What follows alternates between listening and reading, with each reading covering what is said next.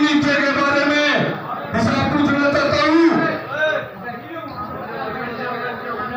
कि मेरे युवाओं की नीति क्या थी और क्या है, और मेरे प्रदेश के उन किसानों की नीति क्या थी और क्या है, और मेरे उन गरीब परिवारों की जिसका हर रोज किसी न किसी सरकारी दफ्तर पर सरकारी अधिकारी द्वारा जिसका हर रोज शोषण होता है, उस शोषण के खिलाफ की नीति क्या थी। मेरे युवा साथियों, जैसा कि आपने बताया प्रदेश में 2 लाख नौकरियों की जगह खाली है, और मौजूदा सरकार ने जिस प्रकार से नौकरियां दी है, आप सबने देखा होगा। इन 2 लाख नौकरियों में से 27,000 ऐसी नौकरियां हैं जो मेरे पूरे प्रदेश का भविष्य बनाती है।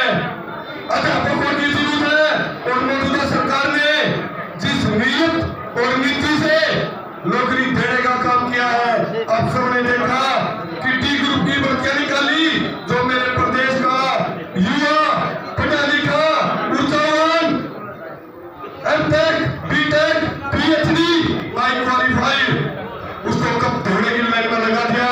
ऐसी नीयत और नीति से ये नौकरी देने का काम करती है। और इससे पिछली सरकार आप सबने देखा होगा, जो उनके झंडे उठाते थे, जो उनके जयकारे लगाते थे, और जो उनके जेबे घर में करते थे, उनको नौकरी देने का काम करती थी पिछली सरकारें। और मेरे किसान भाइयों पर जो भी सरकारें आती हैं, राजनीति करके हरियाणा प्रदेश में सरकारें चलाती हैं, और मौजूदा सरकार ने आप सबने देखा होगा तीन काले कानून लेकर आई, और दिल्ली के रोडों पर 750 किसान मेरे शहीद करवा दिए, और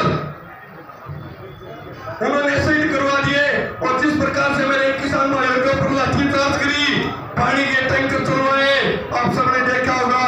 और इससे पिछली सरकारें जो कहती हैं कि हम किसान देशी नेता है, तो मैं उनसे भी पूछना चाहता हूँ चौधरी भूपेंद्र सिंह हुड्डा से कि आप 90-91 में पहली बार संसद का इलेक्शन जीते थे, और 93 में कुरुक्षेत्र में गोलियां चली थी। मानता हूँ हुड्डा साहब की उस टाइम पर नहीं चलती थी, जब 2004 से लेकर 14 तक मुख्यमंत्री रहा। क्या मेरे किसान भाइयों की उस टाइम पर उन्होंने याद नहीं आई? मेरे देश प्रदेश का किसान अगर उभरेगा तो उसके सिंचाई पे काम करने से उभरेगा, उसकी फसल की मार्केटिंग करने से उभरेगा, और उसके संसाधन देने से मेरे प्रदेश का किसान उभरेगा। और मौजूदा सरकार जिस प्रकार से आप सबने देखा, और अपने प्रदेश में एक नया मुख्यमंत्री पैदा हो गया चौधरी दीपेंद्र सिंह हुड्डा। चौधरी दीपेंद्र सिंह हुड्डा से मैं पूछना चाहता हूँ कि आप 2000